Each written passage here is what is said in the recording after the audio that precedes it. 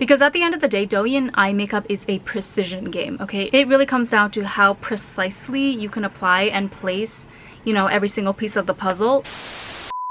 Hello everyone, welcome back to the Strawberry Lily channel, and get ready with me to go to Enoshima Beach, where I'm going to be visiting a Betty Boop themed beach house with my friend, so that should be fun. Such a throwback but iconic character. I feel like Betty Boop was one of the original, you know, sirens of the screen, right up there with Jessica Rabbit. I am going to be using the Rum and Kuromi palette from their recent Sanrio collaboration. Like I promised you guys, this is the Better Than palette in number 11, Cheeky Garden. So just to forewarn you, this is probably not going to be like the super raving 5-star review that all of you are expecting for this palette. I know that this collaboration has kind of broken the Asian beauty internet, specifically over on TikTok, but for me, you guys know how I feel about Rum and. I've just never been a huge fan of their products as a whole. It's never screamed top quality to me. The only product of theirs that I actually consider to be holy grail status, like it's actually a superior formulation, is the Lasting Melting Balm. I'm not trying to rain on anyone's parade, I promise. I'm just saying, okay,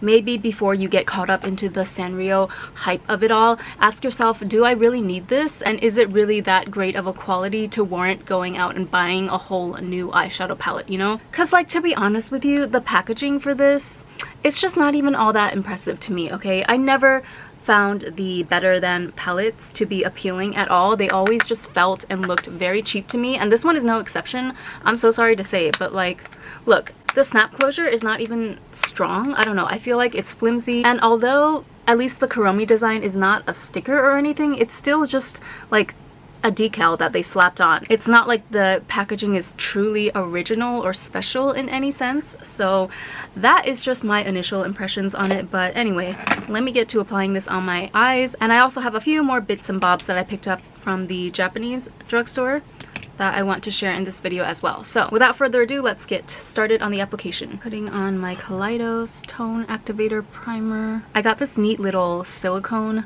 brush thing off of Shein. I purchased a couple of new like Douyin type of brushes and makeup tools, and this just makes it like so quick and easy to spread the eyeshadow primer all over my lid. So I still go in later with a sponge to really pat everything down, but it's just so much better than using my fingers, which is what I would usually have done up until now. And yeah, now I no longer have to deal with primer covered fingers. This palette actually has a nice little mix of pinks and purples. There's even a brown down here, so you can get like several different color stories from it. Yeah, I'm gonna mix the pink and purple because I feel like that'll be cuter. So I'm gonna go in with this shade right here, which is called Pink Downy, and I'm gonna use that as my main all over. This would be nice as a blush shade too if the pan was large enough, but alas, it is not. Okay, very soft formula, as you probably saw in the arm swatches already. So the first shade goes on fine when I lay it directly on top of the eyeshadow primer. Where I start to run into problems with this formula, however, is when I go to try and build other shades and build depth on top of that first layer, and you'll see what I mean in just a minute. It didn't work out for me well the first time I attempted, but we're gonna go in with this purple, which is called Derby Taro. Very cute name. I don't know what Derby means, but I know what Taro is. And I'm just gonna do like a halo.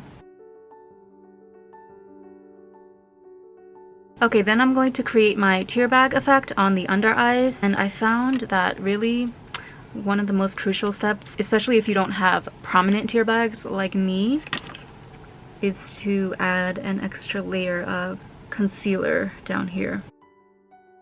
And then I'll blend that out with this triangle sponge thing because it really helps me get into the corners. So after I blend that out, you guys, I literally found my best friend in a makeup tool when it comes to tear bag or aegyo makeup, and that is this razor sharp angled brush.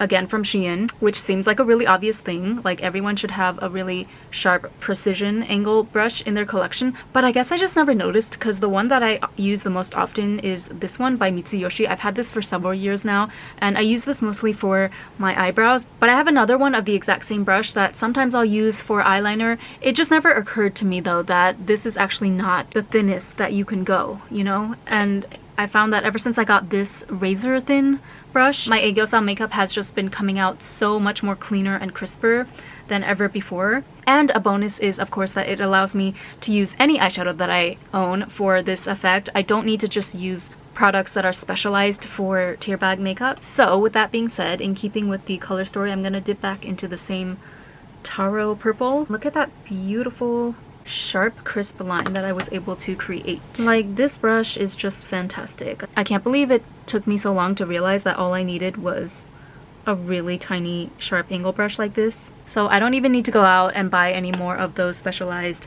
tear bag liner products, because I have the tool right here that turns any single eyeshadow that I own into a sharp precision liner. Okay, and then I'm going to dab on some of this shimmery light pink shade. Pretty much comes off as white. This is called Dusty End. That is such a strange name, but also very accurate for this shade. I'm going to pat that onto the actual tear bag to make it look plumper and pop out. And yeah, I don't like this shade at all, to be honest with you. It is so powdery and loose and it just doesn't stick to the skin. I'm using it for the sake of demonstration for this video, but yeah, I will never be using this shade ever again. I just don't. Anyway, we'll get to the nitty-gritty in my final thoughts.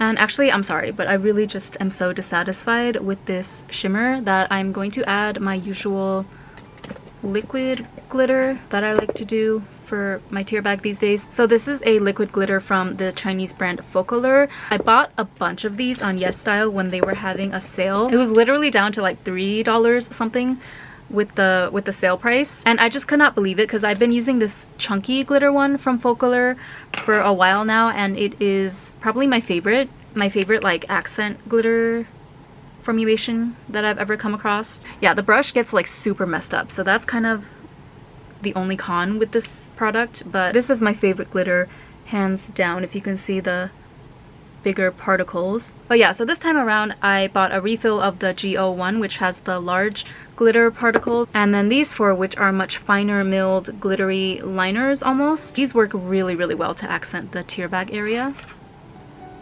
and you can sheer them out or build them up.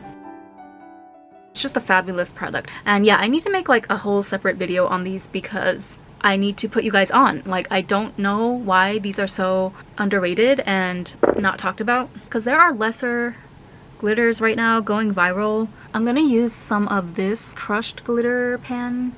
This is called Cheeky Pop. And I don't know if you can see, there's like a glare. But this is very reminiscent of the Shuamura crushed stone formulation. It's not as good as the Shuamura though, I have to be honest. Look at how flaky that is. I'm not impressed. This formula, it just doesn't want to layer nicely. So much kick up. Oh my god, I'm not a fan of this at all. I know I sound like such a hater, but I honestly just don't understand why GRWM gets so much hype as a brand. I feel like it's their marketing, because there's so many other brands out there, like hidden gems, that nobody really talks about, but they are far superior in my opinion on the packaging front, the formulation front, just all around.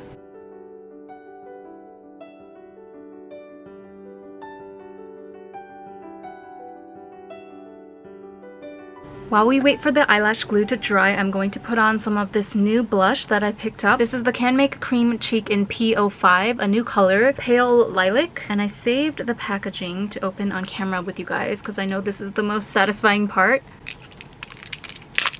So there's the pan untouched. The lilac blush craze continues.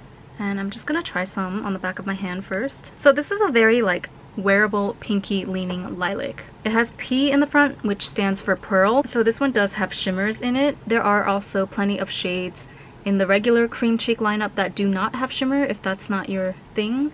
But me personally, I do not mind a shimmery blush at all. Ooh, as you can see, it's kind of giving blush color and highlight at the same time. Okay, I really like this shade. I feel like it goes perfectly with my eyeshadow today, and it's also just, it's that perfect in-between purple and pink shade that makes it very wearable. Now for lips, I'm going in with the Shippy Fua Matte Tint in their new color, Ichigo Chai. I don't know if this is going to match actually, but this is the lip product that I've been obsessed with for the past few weeks.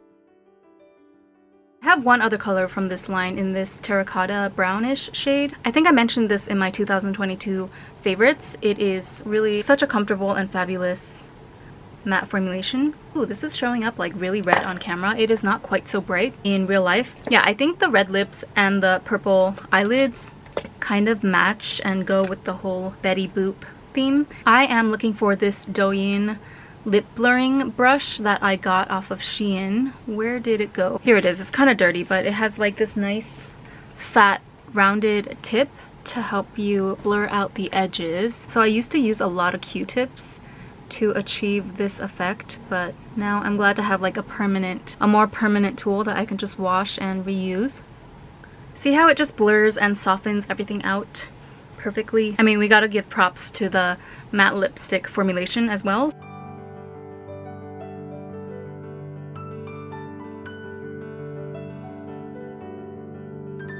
Okay, so just for the sake of using one more shade, because I realized that I only used 3 shades. This one, and the shimmer. Oh, actually, I used 4, but this one is crap. So I'm just gonna lightly dab into the matte black with the Kuromi head. It's called Kitsch the Black. I'm sad because the Kuromi head is like faded already. But yeah, I'm just taking like the tiniest dot and just like smoking out ever so slightly the tail of my eyeliner to make it not look so harsh. I'm keeping it very, very contained just to the eyeliner itself. I'm not going to bring that shadow up. You know, I was using this to keep hair out of my face, but now I'm thinking maybe I should just leave it in there because it kind of looks cute and again matches the Betty Boop theme. But yeah, this is the final look. I have to say I am really, really digging it. Definitely came out a lot better than my first attempt with this Kuromi palette.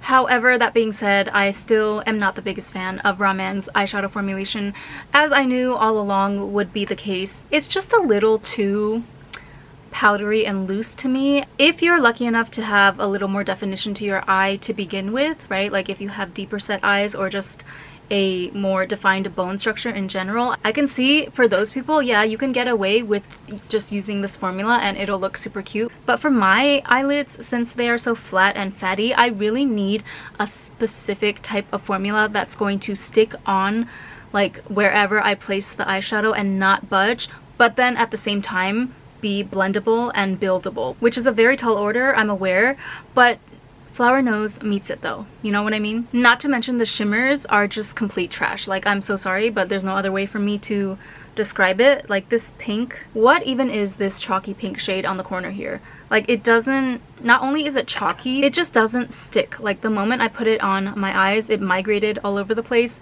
and you know, eventually I had to go in with a liquid glitter liner to really achieve the effect that I wanted. But yeah, this one very disappointing, and the crushed glitter shade here, I will say the glitter itself is very pretty. It has like a nice mix of lilac, pink, and blue glitters, but again, it's just very flaky and dry and it doesn't want to stick on my lids. Personally, I prefer a somewhat wetter and more emollient formulation, if not an all-out just liquid glitter liner, because otherwise it just tends to flake off and make my lids look really weird and dry when they're not. So yeah, I mean, not the worst thing in the world, but definitely would not be my first choice when it comes to a glitter topper. The non-Raman purchases that I tried on today, though, I will say I enjoyed everything, including all of the new Douyin tools that I picked up from Shein. I honestly think the tools are the real level up. Like, even more so than the products. You can have mediocre products or even Daiso products. Like, if you're on a super budget, you don't need the most expensive makeup out there to create Douyin style looks. Because at the end of the day, Douyin eye makeup is a precision game, okay? It really comes down to how precisely you can apply and place, you know, every single piece of the puzzle. So that was a big breakthrough for me to take my Douyin skills to the next level. Anyway, I hope you enjoyed hanging out with me today. And I'm sorry that I had some harsh words for this palette that maybe some of you were not expecting. I'm really not trying to be a Debbie Downer, I swear, but I'm just coming at it from like a realistic point of view after all of the initial hype has died down. Do you really need this? Is this really the cutest thing ever? In my opinion, no, right? There are other brands that have done cuter and more creative collaborations with better quality across the board. So anyway, take my 2 cents for what you will. I have to get ready to go to the beach now. I was looking in the mirror and I forgot that I got this huge bruise from my last pole dance class. It's actually freaking me out because this looks worse than the first day that I got it. It's like even more red and purple. It doesn't hurt when I press down on it, but weirdly enough, when I flex my elbow, I can kind of feel it throbbing a bit. I'm just really hoping that my arm is going to go back to its original color eventually. But anyway, thank you so much for watching as usual, and I will see you guys in the next one. Bye!